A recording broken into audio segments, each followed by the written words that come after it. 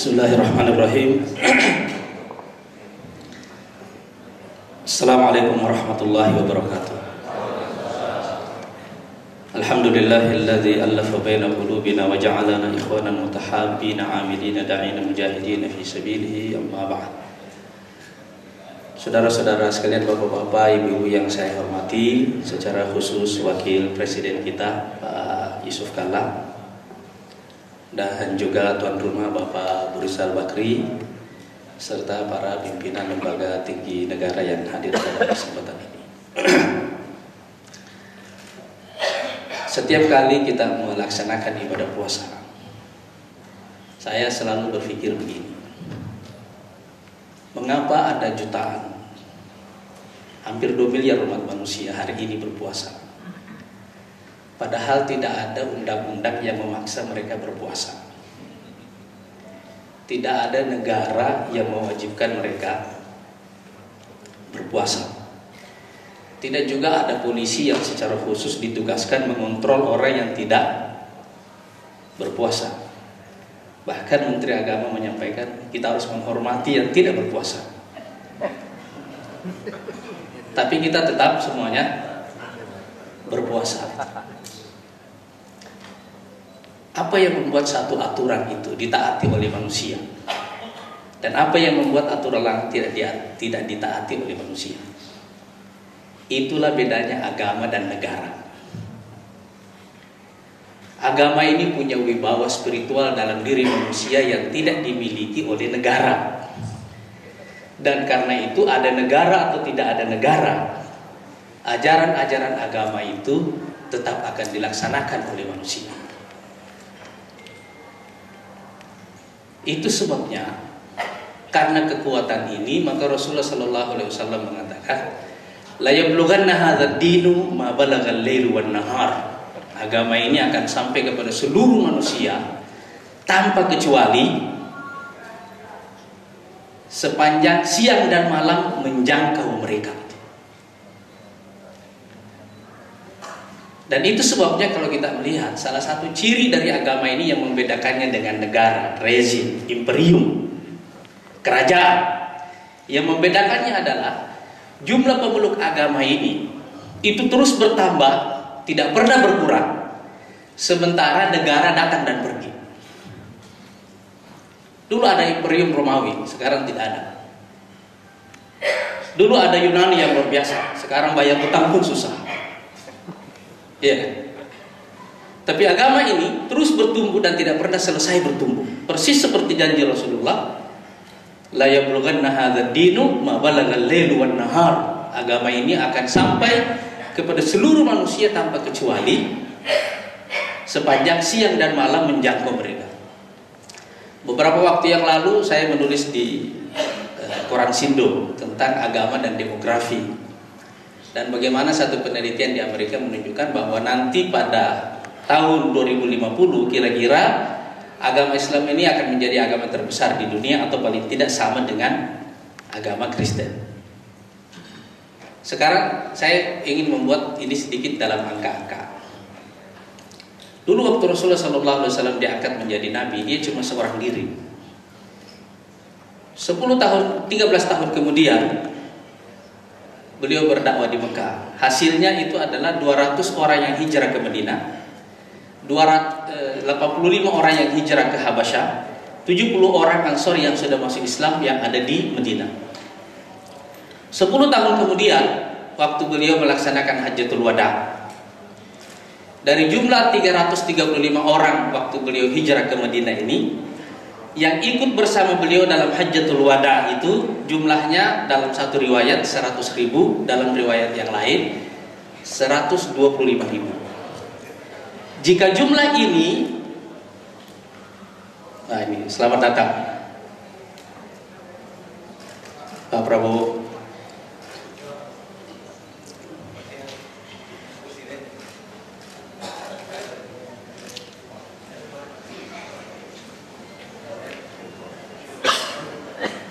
Jika jumlah ini kita bandingkan dengan jumlah penduduk manusia pada waktu itu sesuai dengan catatan sejarah, waktu itu jumlah manusia sekitar 100-an juta orang. Ini artinya perbandingan antara jumlah muslim dengan non-muslim itu rasionya kira-kira 1/1000. 1500 tahun kemudian sekarang ini, kira-kira jumlah umat Islam sekarang ini sudah hampir 2 miliar. Jika dibanding dengan penduduk dunia, itu sekitar 7 miliaran manusia. Kita bisa membandingkan berapa rasio muslim dengan non-muslim sekarang. Dan kira-kira nanti pada tahun 2050 rasio muslim dengan muslim itu akan menjadi 1/3. Bandingkan dengan masa Rasulullah, dari 1/1000 menjadi 1/3 dalam waktu 1500 tahun kemudian. Apa yang kita bayangkan nanti pada milenium keempat dan seterusnya. Artinya janji Rasulullah ini benar-benar terpenuhi dari waktu ke waktu, terus terbukti satu persatu. Tapi ini juga menjelaskan satu rahasia kepada kita, bahwasanya mengapa agama itu lebih abadi dari negara dan rezim, sementara nabi-nabi jauh lebih abadi juga dari raja-raja. Jumlah nabi yang diutus sepanjang dari Adam sampai dengan Rasulullah SAW itu menurut riwayat ada 2. Satu riwayat mengatakan sekitar 100-an ribu nabi, riwayat lain mengatakan sekitar 350-an ribu nabi dan rasul. Yang disebut dalam Quran itu cuma sekitar 25. Perbedaan yang fundamental yang membuat ini lebih abadi dan terus-menerus bertumbuh dan tidak pernah selesai bertumbuh adalah karena agama memperlakukan manusia sebagai individu. Negara memperlakukan manusia sebagai kelompok. Dan itu 2 hal yang berbeda. Negara hanya memperlakukan manusia sebagai individu dalam satu hal. Kalau dia masuk dalam daftar pembayar pajak yang besar, itu agak individual treatmentnya gitu kan.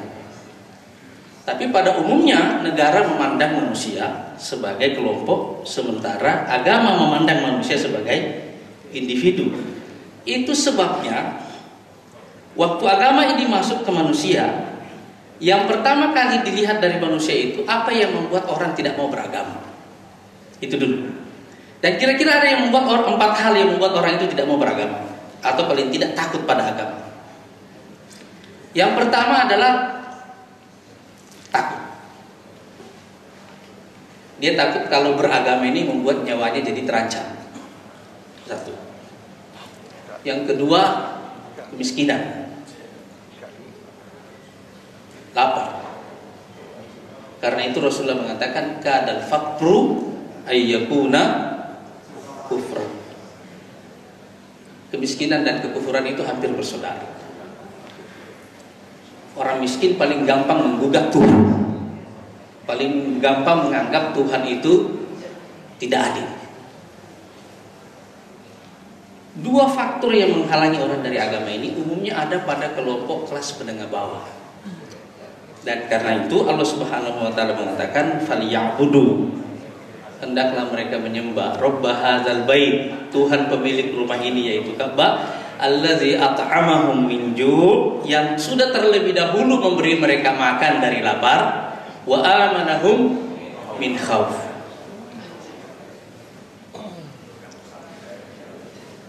Ini berarti syarat pertama yang dibutuhkan orang untuk beragama itu adalah kebebasan.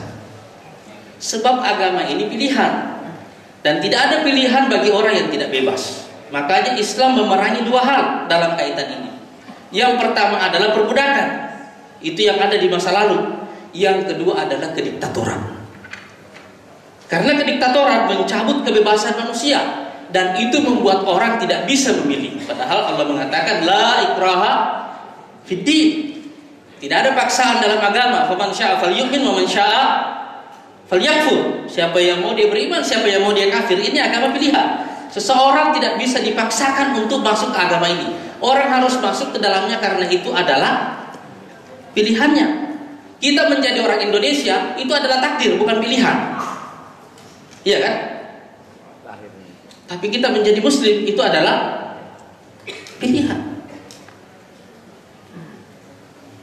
Oleh karena itu, kebebasan itu adalah syarat. Kebebasan adalah syarat untuk membuat orang itu mau beragama.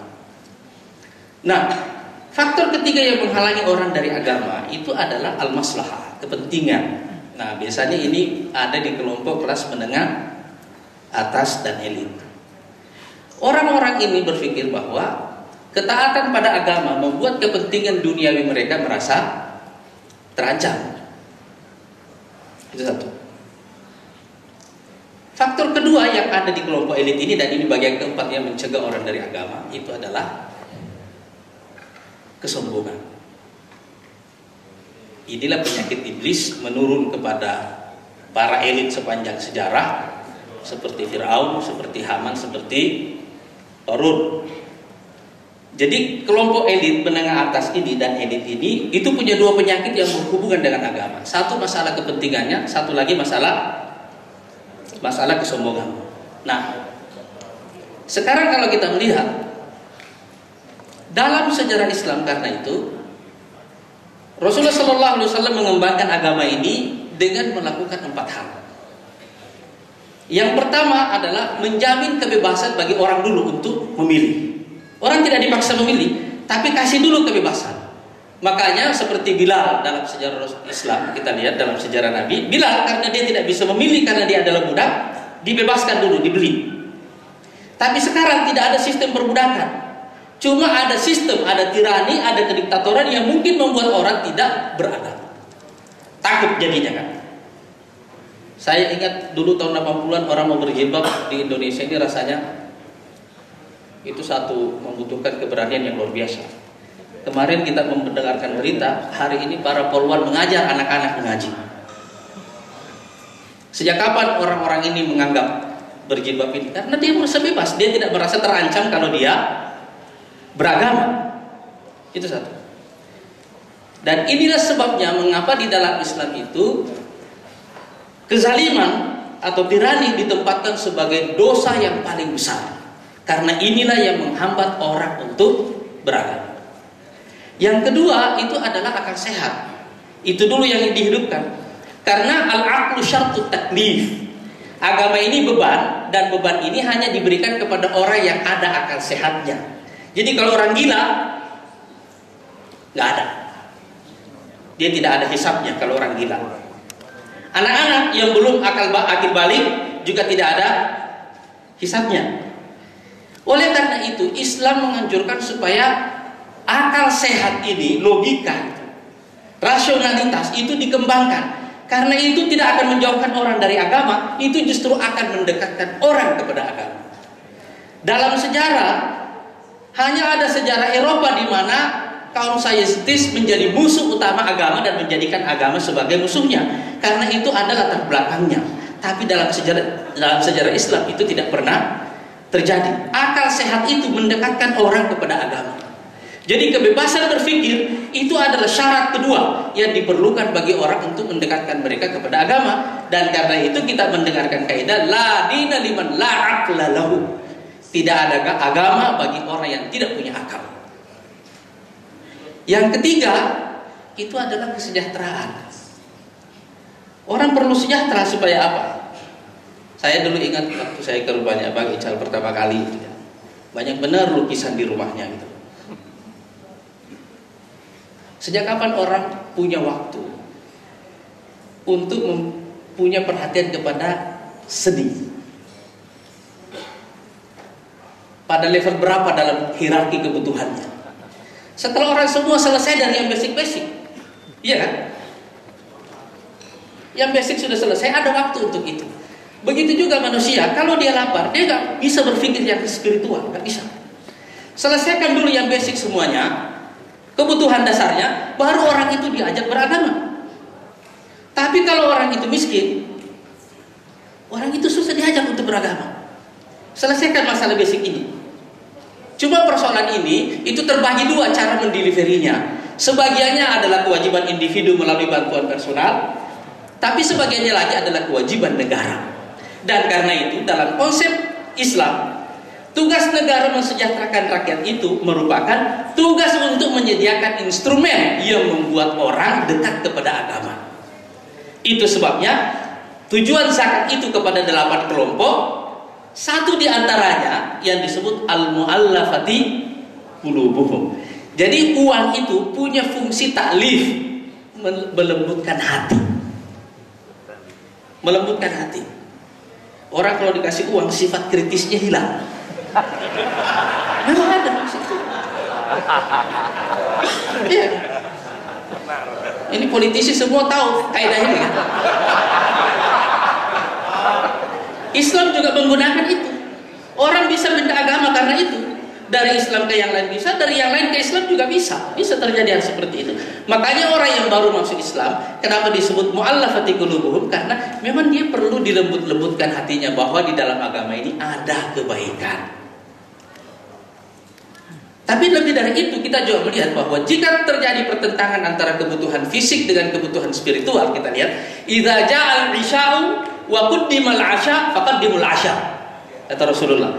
Kalau waktu isya sudah datang tapi makan malam sudah dihidangkan, makan dulu baru salat isya. Iya kan? Nah, ini ada poin yang keempat yang membuat cara Islam, yaitu menciptakan nuansa spiritual. Kenapa? Karena kesejahteraan itu tidak secara otomatis membuat orang beragama. Tidak juga. Cuma membuat dia melampaui kebutuhan dasarnya. Dan karena itu diperlukan nuansa spiritual yang membuat orang itu dari waktu ke waktu tahu bahwa di atas kebutuhan fisiknya ini ada sesuatu yang lebih tinggi. Dan itulah sebabnya mengapa puasa ini diwajibkan oleh Allah Subhanahu wa taala di bulan Ramadan seperti ini, supaya di sini semua orang yang kaya yang miskin satu sama-sama merasakan lapar. Supaya kita meninggalkan itu semuanya, dan ini orang naik ke atas, meningkat, melampaui kebutuhan fisiknya. Dan dengan cara begitu kita keluar kepada satu kaidah yang lain. Mengapa kesejahteraan di barat membuat orang di sana menjadi ateis? Itu karena ada latar belakangnya. Dan mengapa kemiskinan di sini membuat kita jauh dari agama? Ya. Hari ini kita semua kan bisa menemukan satu fakta. Kita ini buka puasa nanti insya Allah di hotel bintang 5 di satu tempat yang mewah, tapi aktivitasnya adalah buka puasa. Bisa orang itu sangat kaya, sangat sejahtera, tapi juga sangat spiritualis. Dan ini yang kita rasakan sekarang. Karena itu di zaman Umar bin Abdul Aziz diriwayatkan begini. Di setiap khilafah Umayyah itu cerita orang beda-beda di pasaran, di masjid, di pasar, cerita orang beda-beda. Di zaman Umar bin Abdul Aziz, semua orang kaya, semua orang sejahtera, tapi cerita orang kalau mereka ketemu, kamu sudah tadi malam sempat tahajud apa tidak? Kamu hafalan Qur'annya nambah apa tidak? Kamu sudah berapa ini bacaan Qur'annya? Kamu sudah dapat ilmu baru apa tidak? Dan seterusnya. Saya kira sekarang ini salah satu persoalan negara barat sekarang adalah karena kesejahteraan ini sekarang mulai digugat. Apalagi ketika orang mulai tidak bisa mendelivery dan mempertahankan kesejahteraan ini yang sekarang sedang digugat di barat. Tetapi di dunia Islam yang digugat adalah kemiskinan. Nah, sekarang jika kita tidak bisa menciptakan, mendelivery kesejahteraan ini akan menjauhkan orang dari agama, walaupun tidak dengan sendirinya mendekatkan orang kepada agama, tetapi ini hal-hal yang membantu orang kepada agama.